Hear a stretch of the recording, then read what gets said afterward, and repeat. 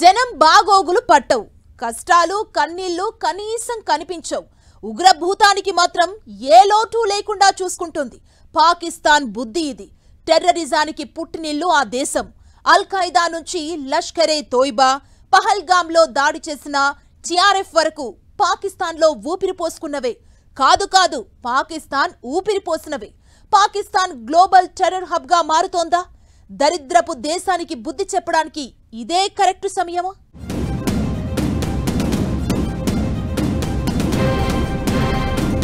అల్ Qaeda నుంచి లష్కరే తోయిబా వరకు ఉగ్రభూతాన్ని పెంచి పోషిస్తున్న పాక్, గ్లోబల్ టెర్రర్ హబ్ గా మారిన పాకిస్తాన్. జనాలను వదిలేసి టెర్రరిజంపై ఖర్చు. బుద్ధి చెప్పేందుకు ఇదే కరెక్ట్ టైమా? ఉగ్రవాదాన్ని, పాకిస్తాన్ను వేరు చేసి చూడలేదు.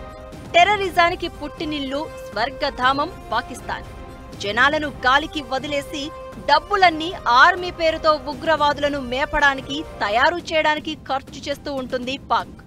మనతో వైరం ఉంది కదా, మన దేశం మీదే కాదు ప్రపంచం మీదకు కూడా ఉగ్రభూతాన్ని వదులుతోంది. ప్రపంచ దేశాలను భయపెడుతోంది. ప్రపంచవ్యాప్తంగా దాడులు చేసే సంస్థలు, ఆఫ్ఘన్లో దాడులు చేసేవి, భారత్ కశ్మీర్ లక్ష్యంగా దాడులు చేసేవి. ఇలా ఏ ఉగ్రవాద సంస్థ అయినా పురుడు పోసుకున్నది పాకిస్తాన్లోనే, పెరుగుతోంది పాకిస్తాన్లోనే. లష్కరే తోయిబా నుంచి అల్ ఖైదా వరకు ఎన్నో ఉగ్రవాద సంస్థలకు పాక్ పుట్టినిల్లుగా మారింది. ఇప్పుడు పహల్గామ్ ఉగ్రదాడి వెనుక ఉన్న లష్కరే తోయిబాను కూడా పాకిస్తాన్ పెంచి పోషిస్తోంది. పైకి మాత్రం పతిత్తు మాటలు చెప్తోంది.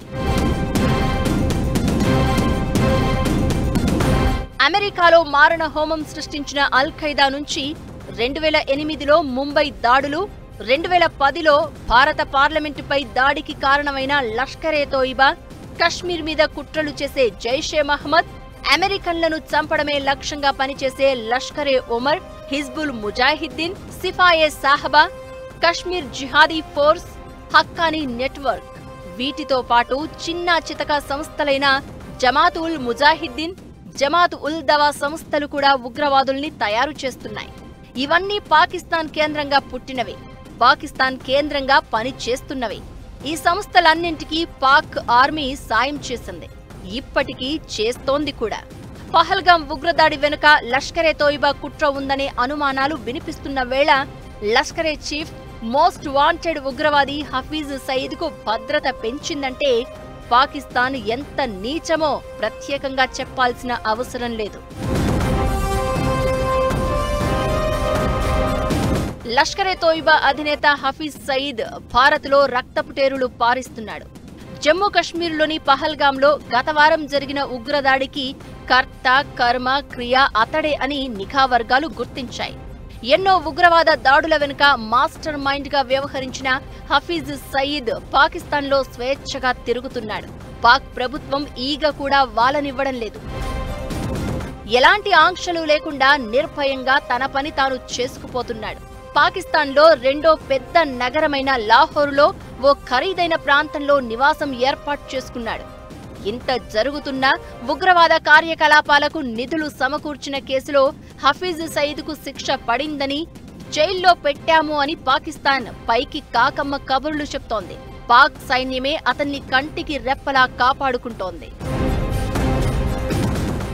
ఈరోజు ఒక్క భారతదేశమే దీనివల్ల సఫర్ కావడం లేదు. ఇది ఏం చేస్తుంది అంటే ఈ ఉగ్రవాదాన్ని ప్రపంచం అంతటిని కూడా స్ప్రెడ్ చేయడం అనేటువంటిది మనకు కనిపిస్తుంది. ముఖ్యంగా ఇస్లామిక్ టెర్రరిజం అనేటువంటిది ఒక ఫండమెంటలిస్టులుగా అక్కడ పాకిస్తాన్లో దీన్ని డెవలప్ చేస్తూ దాని మీద సర్వైవ్ అవుతున్నారండి. ఇది కేవలం ఒక భారతదేశమే కాదు, ప్రపంచం అంతా కూడా దీనివల్ల బాధపడుతుంది.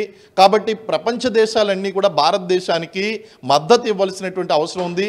దీన్ని మనం సక్సెస్ఫుల్గా మనం ప్రూవ్ చేయగలిగామండి. ఏ విధంగా అయితే ఇది ఉగ్రవాదాన్ని పెంచి పోషిస్తుంది అనేటువంటి విషయాన్ని ప్రపంచ దేశాలు గుర్తించాయి. ప్రతి ఉగ్రవాద సంస్థకు పాక్ ఆర్మీతో పాటు ఐఎస్ఐ నుంచి మద్దతు ఉంది.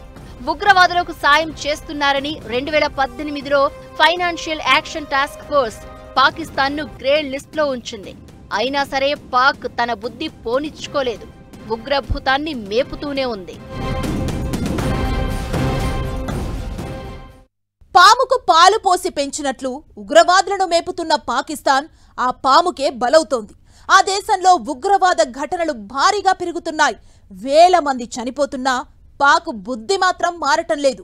భారత్ మీద కుట్రలు చేస్తూనే ఉంది. ఉగ్రవాదులను ఎగదోస్తూనే ఉంది. ఇప్పటికైనా దీనికి చెక్ పెట్టాల్సిన అవసరం ఉందా? ఇంకా తెగిస్తే పాకిస్తాన్ అడ్రస్ లేకుండా పోవడం ఖాయమా?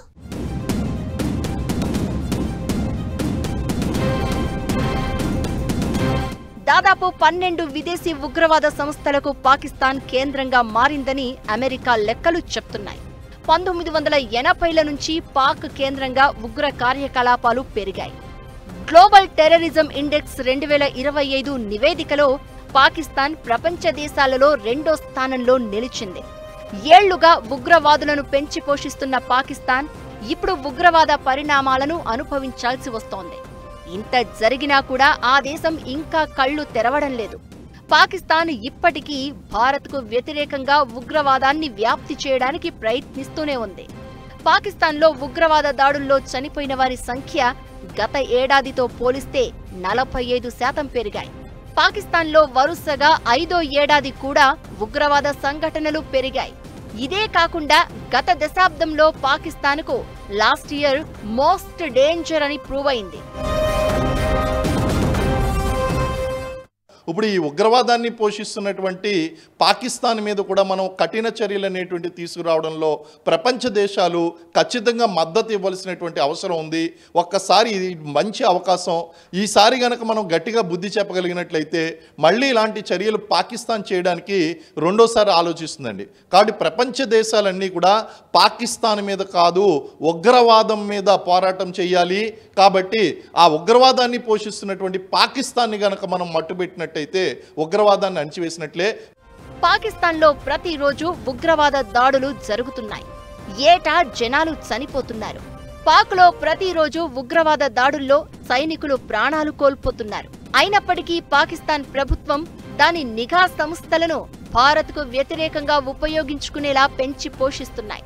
2023లో పాకిస్తాన్లో 517 ఉగ్ర దాడులు జరిగాయి. 2024 నాటికి 1099కి పెరిగాయంటే ఆ దేశం ఎంత ప్రమాదంలో ఉందో అర్థం చేసుకోవచ్చు. ఇంత జరుగుతున్నా ఉగ్రవాదులను పెంచి పోషించడం మాత్రం ఆపడం లేదు. సుమారు 3 దశాబ్దాలుగా అమెరికా కోసం ఉగ్రవాదులను పెంచి పోషిస్తున్నామని ఆ దేశ నేతలే అంగీకరించారంటే అర్థం చేసుకోవచ్చు పాక్ దుస్థితి ఏంటో. ఏమైనా గ్లోబల్ టెర్రర్ హబ్గా మారిన పాకిస్తాన్ రోజు రోజుకు దిగజారుతోంది. విలువల ప్రకారమే కాదు, ఆర్థికంగా కూడా చిన్నాభిన్నమవుతోంది. ఒంటరిగా మారుతోంది. భారత్తో యుద్ధం అనివార్యమైనా పాక్ వైపు బహిరంగంగా మద్దతు తెలిపే ధైర్యం ఏ దేశం చేసే అవకాశం లేదనే అభిప్రాయాలు పాకిస్తాన్ తీరుకు అద్దం పడుతుందన్న అభిప్రాయాలు వినిపిస్తున్నాయి.